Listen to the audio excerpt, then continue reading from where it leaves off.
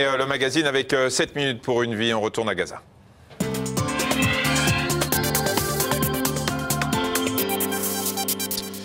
Valérie Babiz était à Gaza juste avant l'offensive israélienne de décembre 2008. Un an plus tard, elle est retournée sur ses pas. Alors bien sûr, la vie a repris son cours à Gaza, mais derrière les apparences, la population reste traumatisée. Pour les psychologues de Médecins sans frontières, le manque d'abris sûrs contre des bombardements pendant la guerre et la fermeture hermétique des frontières ont placé la population civile dans une position extrêmement vulnérable. Selon l'OMS, entre 20 000 et 50 000 personnes vont souffrir d'affections mentales à long terme.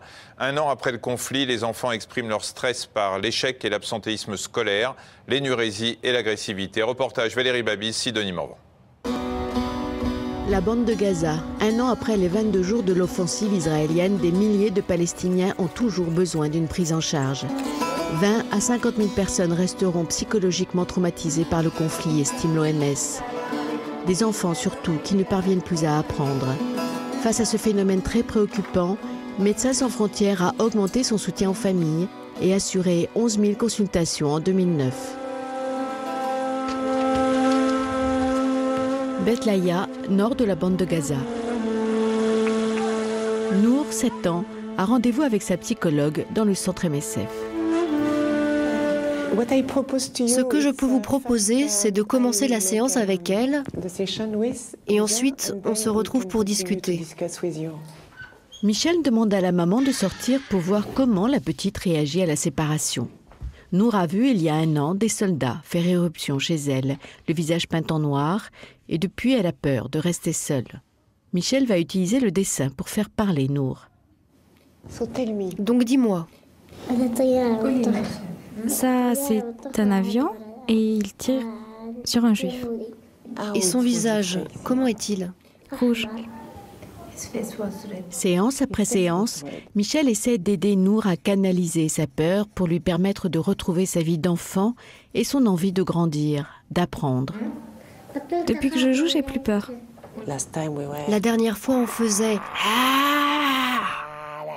comme ça. Tu peux me faire peur aussi pour voir?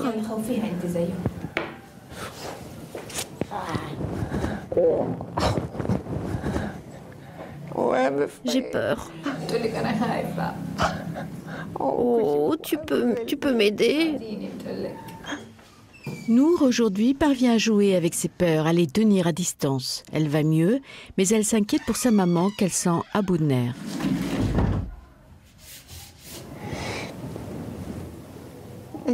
Et vous, je pense que vous êtes fatigué, n'est-ce pas? Je ne sais pas quoi dire. Je voudrais vous proposer une séance pour vous toute seule avec un psychologue. Qu'en pensez-vous? Moi?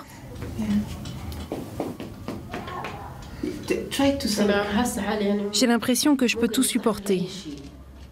Sauf qu'il arrive quelque chose à ma fille.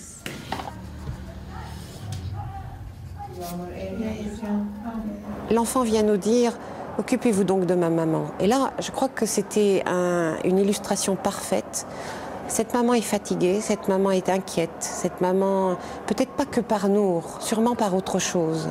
C'est pour ça que j'ai eu envie de lui proposer un temps spécialement pour elle. Je ne sais pas si elle pourra le prendre.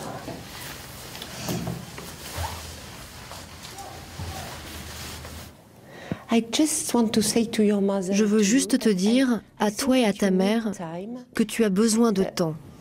Mais que tu iras mieux. Tu seras heureuse et tu iras bien.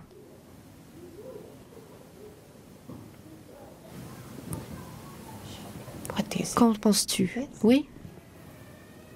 On n'enlèvera jamais la peur, on n'enlèvera jamais l'extrême vigilance des gens, on n'enlèvera jamais la douleur qui va avec ça. L'important, c'est ce qu'on peut évaluer, c'est est-ce que ça prend beaucoup dans la tête? Est-ce que ça prend beaucoup de place? Est-ce que ça peut prendre moins de place? Et si ça prend moins de place, je suis libre d'apprendre, je suis libre de faire autre chose. Si ça prend toute ma place, je suis complètement dépressive, je ne peux rien faire. Des mamans fatiguées, des pères sans travail. 1 an après la guerre, la population manque de tout.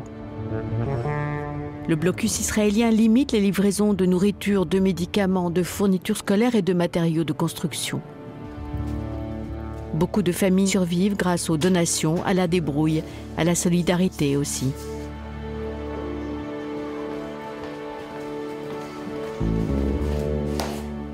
D'ailleurs, c'est grâce à la voisine qui lui a donné des pommes de terre que la maman de Nour va pouvoir préparer un bon repas pour ses 8 enfants. Leurs chèvres ont été tuées dans les bombardements, ce qui a rendu le quotidien encore plus difficile. Comment vous vous débrouillez? Vous utilisez de la viande tous les jours? De la viande? Non. C'est... comment ça s'appelle ce truc? Tu as vu ce que j'ai ramené tout à l'heure? C'est un mélange de viande conservée avec du gras. Le jour de l'Aïd, on tue le mouton. Et cette viande, avec la graisse, on l'enduit de sel et on la conserve. Et puis, tous les jours, on en utilise un petit peu.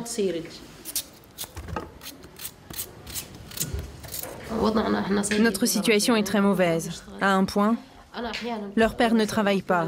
Et moi, je touche le chômage de temps en temps. Le plus dur dans la vie, c'est de ne pas pouvoir nourrir tes enfants. C'est ça le plus dur. Dehors, à quelques centaines de mètres de la frontière israélienne, les petits frères de Nour jouent à la bagarre contre un ennemi qui les obsède. Il y a 1 an, les soldats et les chars israéliens étaient restés 20 jours, là où les enfants jouent aujourd'hui.